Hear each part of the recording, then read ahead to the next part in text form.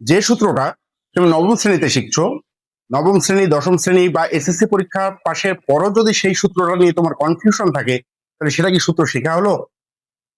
SSC পরীক্ষার পরও আমি জানি যে ত্রিকোণমিতির যে সূত্রগুলো আছে, এই সূত্রগুলা 90% স্টুডেন্টই এসএসসি পরীক্ষার পরও ফেল করে, যদিও সে 9, 10 বা নবম শ্রেণী, দশম শ্রেণী দুইটা ক্লাসেই সে এগুলো দিয়ে অঙ্ক করে আসে। কিন্তু যদি তাকে হঠাৎ করে জিজ্ঞেস করা হয় যে সাইন স্কোয়ার সমান কত, কি হয় সূত্রটা বলো, বা cos square, tan square, cot square, sec square বা কোসেক স্কোয়ার, যদি এভাবে হঠাৎ করে তোমাকে জিজ্ঞেস করে যে কোসেক স্কোয়ার সমান কত বা সেক স্কোয়ার সূত্রটা বলো, তাহলে আমি অবশ্যই শিওর দিয়ে বলতে পারি যে 90% স্টুডেন্টই এইটা ভুল করবে, অথবা তাদের 5 মিনিট আগে চিন্তা করতে হবে যে এইটা সমান আসলে কট স্কোয়ার সমান কি হবে। আমি তোমাকে আজকে এমন একটা ট্রিক্স শিখাবো, যেটা তুমি যদি আমার এই ক্লাসটাই শিখতে পারো, মনোযোগ দিয়ে যদি ক্লাসটা দেখো প্রথম থেকে শেষ পর্যন্ত একদম, তাহলে আমি তোমাকে কথা দিচ্ছি যে এই ক্লাসের পরে বা এই ভিডিওটা দেখা সম্পূর্ণ মনোযোগ দিয়ে দেখার পরে তুমি যদি 10টা মিনিট ঠান্ডা মাথায় এটা প্র্যাকটিস করো, 11 মিনিট থেকে তুমি জাস্ট 20 সেকেন্ডে তুমি এই প্রত্যেকটা সূত্র বলতে পারবা একদম 100% গ্যারান্টি সহকারে।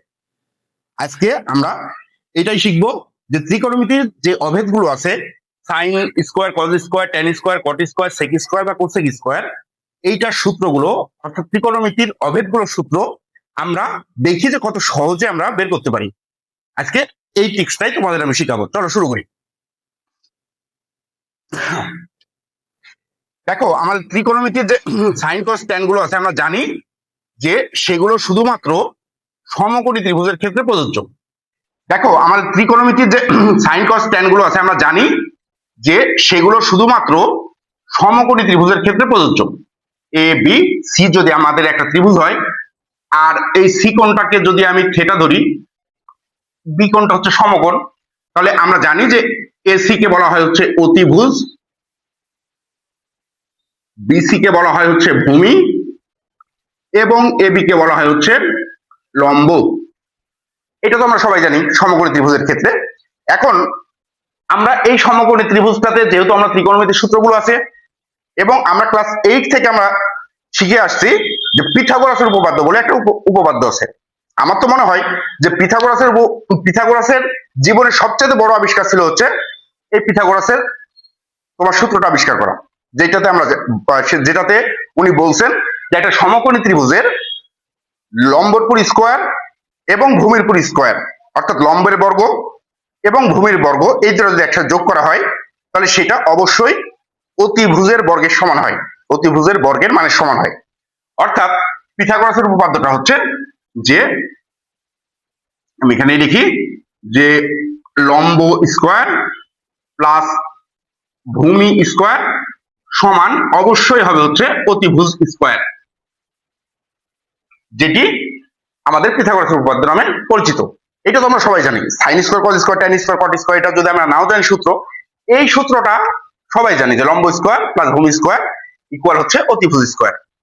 এই সূত্রটা দিয়ে আমরা এখন সবগুলোর মান বের করব, দেখি কিভাবে সম্ভব হয় এবং কতক্ষণ সময় লাগে। যদিও ক্লাসটা যেহেতু তোমাদের আমি একটু ডিপলি বোঝাচ্ছি, তাই হয়তো প্রথম অবস্থায় একটু মনে হবে যে 5 মিনিট বা 10 মিনিট সময় লাগছে, কিন্তু তুমি যদি এটা প্র্যাকটিস করো, তোমার 10 সেকেন্ডের মধ্যে তুমি যে কোনো মান বের করতে পারবা। দেখি আমরা প্রথম থেকে শুরু করি। মনে করো সাইন স্কোয়ার, আমরা জানি সাইনের মান, সাইনটা কিসের আপনার হচ্ছে অনুপাত, সাইন সমান হচ্ছে লম্ব বাই অতিভুজ, এইটা হচ্ছে অনুপাত।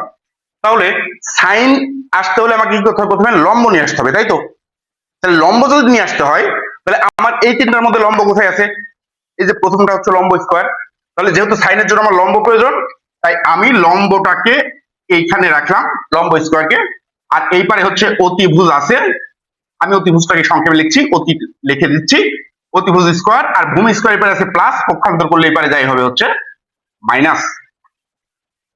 এখন দেখো তোমার সেই টেক্স এইটা থেকে কিভাবে বের করা যায়। তাহলে লম্ব থেকে যদি সাইন বের করতে চাও, তাহলে লম্বকে অবশ্যই কি করতে হবে, অতিভুজ দিয়ে ভাগ করতে হবে, তাই তো? কারণ লম্ব বাই অতিভুজ সমান হচ্ছে সাইন, অতিভুজ, আর যেহেতু এটা স্কোয়ার, তাহলে এটাকেও স্কোয়ার দিয়ে ভাগ করতে হবে, অর্থাৎ অতিভুজ স্কোয়ার দিয়ে আমি লম্ব স্কোয়ারকে ভাগ করলাম। তাহলে এই পারে যদি আমি ভাগ করি, তাহলে এই পারের দুইটা পদ তোমাকে কি করতে হবে, ভাগ করতে হবে। তাহলে অতিভুজ স্কোয়ারকে আমরা কি করলাম, অতিভুজ স্কোয়ার, এবং ভূমি স্কোয়ারকেও আমি কি করলাম, অতিভুজ স্কোয়ার দিয়ে, অর্থাৎ অতিভুজ স্কোয়ার দিয়ে আমি তিনটা পদকেই ভাগ করলাম। এখন এখান থেকে দেখো, আমরা যদি লম্ব বাই অতিভুজ, যেহেতু দুইটার করে স্কোয়ার আছে, তাহলে আমরা কি লিখতে পারি, সরি, লম্ব বাই অতিভুজ স্কোয়ার, এখানে হবে হচ্ছে অতিভুজ ডিভাইডেড অতিভুজ, তার উপরে স্কোয়ার, মাইনাস হচ্ছে এখানে ভূমি বাই হচ্ছে অতিভুজ স্কোয়ার। দেখো সূত্র কমপ্লিট, সূত্র বের হয়ে গেছে। এখন তুমি শুধু নামটা বলো যে প্রথম দ্বিতীয় তৃতীয় এই যে পদগুলো আছে এগুলো কি হয়। দেখো লম্বকে যদি অতিভুজ দিয়ে ভাগ করি, তাহলে আমাদের লম্ব বাই অতিভুজ সমান কি, আমাদের সাইন থিটা, তাহলে সাইন থিটা আর স্কোয়ারটার জন্য স্কোয়ার। অতিভুজকে অতিভুজ দিয়ে ভাগ করলে, অর্থাৎ একই সংখ্যাকে যদি লব এবং হরে একই সংখ্যা থাকে, তাহলে এইটা ভাগ করলে কি হয়, অতিভুজ অতিভুজ হয়ে যায় হচ্ছে 1, আর 1 এর উপরে স্কোয়ার করলেও 1, তাহলে 1 হলো, আর মাইনাস থাকে ভূমি বাই অতিভুজ। ভূমি বাই অতিভুজ সমান আমরা কি জানি, আমরা জানি হচ্ছে সেটা সমান হচ্ছে cos, তাহলে এইটা সমান লিখলাম আমি হচ্ছে cos স্কোয়ার সেটা। এই দেখো সাইন স্কোয়ার সমান হচ্ছে 1 মাইনাস cos স্কোয়ার। তোমার মুখস্থ করার দরকার আছে? অবশ্যই না, সবগুলো 6টাই বের হবে এইভাবে। দেখো কিভাবে বের হয়। আর যে এই রিলেটেড যে আর দুইটা সূত্র আছে, সেই দুইটা সূত্র তৈরি করে দিই। দেখো এখান থেকে আমি লিখতে পারি sine square theta minus cos square theta, এবারে আছে প্লাস, এবারে সরি মাইনাস, এবারে আসে হবে হচ্ছে প্লাস, তাহলে প্লাস কস স্কোয়ার থিটা, আর এবারে থাকে হচ্ছে 1, তাহলে ইকুয়াল 1। এইটা একটা সূত্র, এইটা একটা সূত্র। যদি তোমার কসের সূত্রের দরকার হয়, তাহলে দেখো কস স্কোয়ার সমান 1 সাইন স্কোয়ার থিটা, এবারে চলে গেল হচ্ছে প্লাস সাইন স্কোয়ার, এবারে যাই হবে হচ্ছে পক্ষান্তর করে সরি সাইন স্কোয়ার থিটা। তাহলে আমরা বলতে পারি cos স্কোয়ার থিটা ইকুয়াল হচ্ছে 1 মাইনাস সাইন স্কোয়ার থিটা। আমাদের 1 2 3টা সূত্র শেষ। আর কি কনফিউশন হবে? এরপরে যদি কনফিউশন হয় তুমি অবশ্যই কমেন্টসে লেখো। এরপরে আমরা, যেহেতু আমাদের সাইন cos এই দুটা সূত্র হয়ে গেছে, আমাদের এবার tan স্কোয়ার দরকার। ওকে, tan স্কোয়ার দরকার, মান সূত্র বের করব, no problem.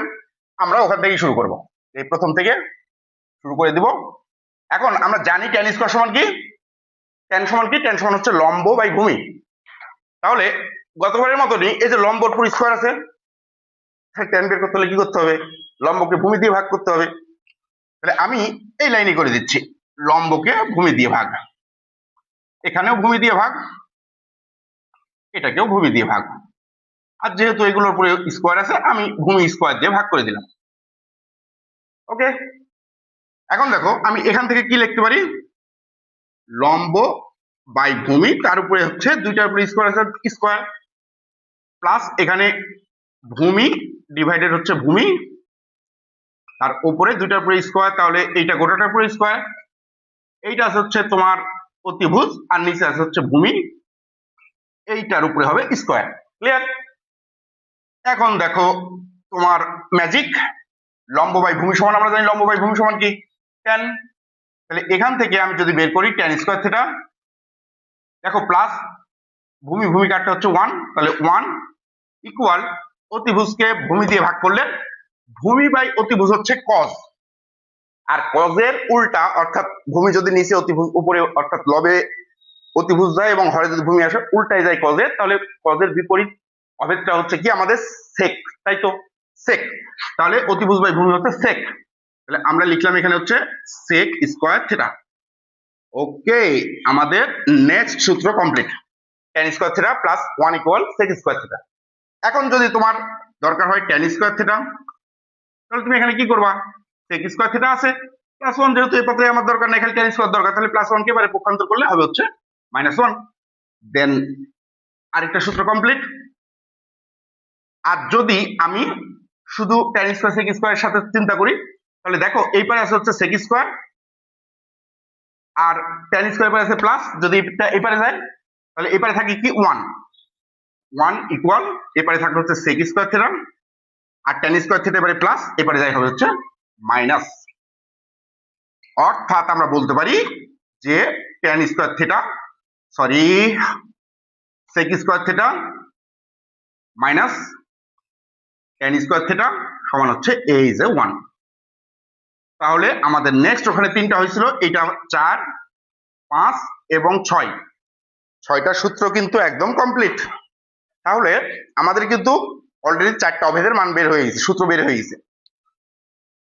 Sine square cause square আগে বের হয়েছিল প্রথমে, এবার বের হলো হচ্ছে tan স্কয়ার আর হচ্ছে sec স্কয়ার, তাহলে tan স্কয়ার আর হচ্ছে sec স্কয়ার।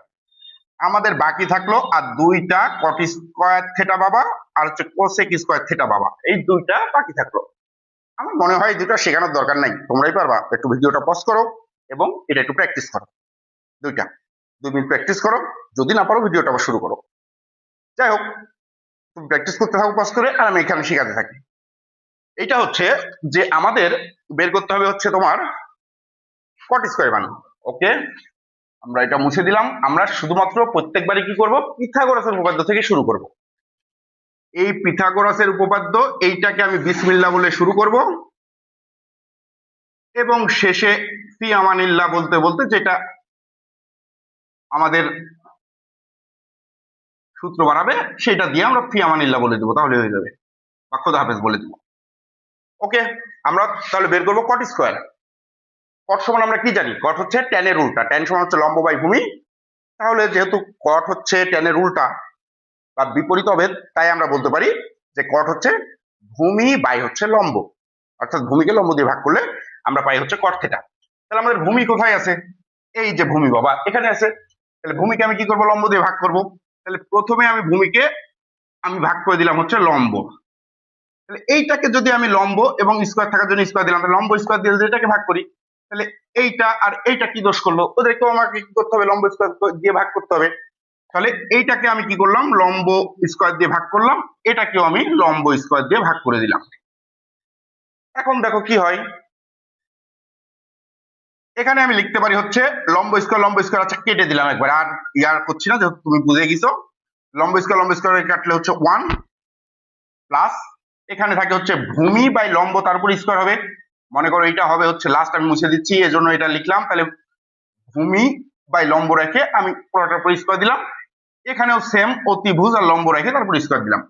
তাহলে লম্ব স্কয়ার যেহেতু ভাগ হলে সমান, লব হর কাটাকাটি হয়ে 1 হয়, 1 হলো, প্লাস ভূমি বাই লম্ব, এটা কি হয়, ভূমি বাই লম্ব সমান হচ্ছে cot থিটা আর স্কয়ার জন্য স্কয়ার সমান হচ্ছে অতিভুজ বাই লম্ব, লম্ব বাই অতিভুজ সাইন, আর সাইনের বিপরীত অভেদ হচ্ছে কোসেক।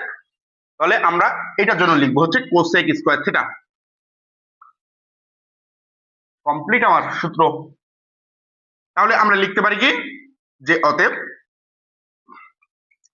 কোসেক স্কয়ার থিটা সমান হচ্ছে 1 প্লাস cot স্কয়ার থিটা। ওকে, দেন তোমার যদি তোমার cot স্কয়ার প্রয়োজন হয়, মনে করো এখান থেকে cot স্কয়ার প্রয়োজন হলো, তাহলে সূত্রের যদি প্রয়োজন হয় cot স্কয়ারে, তাহলে এই পারে আছে যেহেতু আমার কোসেক স্কয়ার থিটা, এই পারে +1, এই পারে যাই হবে হচ্ছে -1, শেষ। আর যদি তোমার 1 এর প্রয়োজন হয়, যে লাস্টে আমাকে ডান পক্ষে 1ই রাখতে হবে, তাহলে বাকিগুলোকে এখন বাম পক্ষে নিয়ে চলে আসো পক্ষান্তর করে, তাহলে হয়ে যাবে। এই পারে আমার কোসেক স্কয়ার ছিল, 1 কে রাখতে হলে cot স্কয়ার পারে আছে প্লাস, এই যে এই লাইনে cot স্কয়ার আছে, এই পারে প্লাস, এই পারে যাই হবে হচ্ছে মাইনাস। তাহলে আমি বলতে পারি কি, যে এই পারে থাকলো 1 সমান হচ্ছে এখানে আছে cosec স্কয়ার, আর এইটা প্লাস ছিল, এবারে যাই হলো হচ্ছে cot স্কয়ার থিটা। অর্থাৎ আমি এইটাকে যদি ঠিকভাবে লিখি সাজিয়ে, তাহলে আমার cosec square theta minus cot square theta equal হচ্ছে 1। এইটা একটা সূত্র, তারপরে হচ্ছে তোমার এইটা একটা সূত্র এবং এইটা একটা সূত্র। এই আমাদের 6টা হয়েছিল, এটা হচ্ছে 7, এটা হচ্ছে 8, এটা হচ্ছে 9। এই ভিডিওটা তুমি যদি মনোযোগ দিয়ে দেখো, এরপরে তুমি 5টা মিনিট শুধু প্র্যাকটিস করবে, লম্ব ভূমি অতিভুজ এটা কোনটার সাথে কোনটা দিয়ে ভাগ করলে কোনটা হচ্ছে, এইটা শুধু যদি তুমি 2 থেকে 5 মিনিট প্র্যাকটিস করো, আমি 100% কনফিডেন্টের সহিত তোমাকে বলতে পারি যে এই 5 মিনিট পরে তোমার প্রতিটা সূত্র বলতে ম্যাক্সিমাম 10 সেকেন্ড সময় লাগবে, যদি ভালোভাবে প্র্যাকটিস করো। দেখো তো কত সহজ, যেটা নবম দশম এসএসসি পরীক্ষার পরও 90% স্টুডেন্টই কনফিউশনে থাকে, কিন্তু বিষয়টা এতই সহজ। এরকম যদি তুমি গণিত, পদার্থবিজ্ঞান, রসায়ন, জীববিজ্ঞান এরকম বিষয়ের গুরুত্বপূর্ণ এবং এরকম সহজ সহজ ট্রিক্স শিখতে চাও, তাহলে অবশ্যই আমার চ্যানেল সায়েন্স উইথ দিদারকে ফলো করো এবং সাবস্ক্রাইব করো। আর অবশ্যই কমেন্টস করো যে ত্রিকোণমিতির এই সূত্র বা ত্রিকোণমিতির সবগুলো সূত্রের মধ্যে তোমাদের কোনটাই প্রবলেম আছে। তোমরা কি জানো সাইন সমান কি, কস সমান কি, লম্ব বাই ভূমি তো আমি জানি যে লম্ব বাই ভূমি হচ্ছে ট্যান, আসলে ট্যান সমান লম্ব বাই ভূমি কি বোঝাচ্ছে, এগুলো যদি কোনো কিছু কনফিউশন থাকে তাহলে অবশ্যই তুমি কমেন্টস করবে। ভালো লাগলে লাইক করো, আর ভালো না লাগলে লাইক করার দরকার নেই। আজকে এ পর্যন্তই, দেখাবে নতুন কোনো ভিডিওতে। আল্লাহ হাফেজ।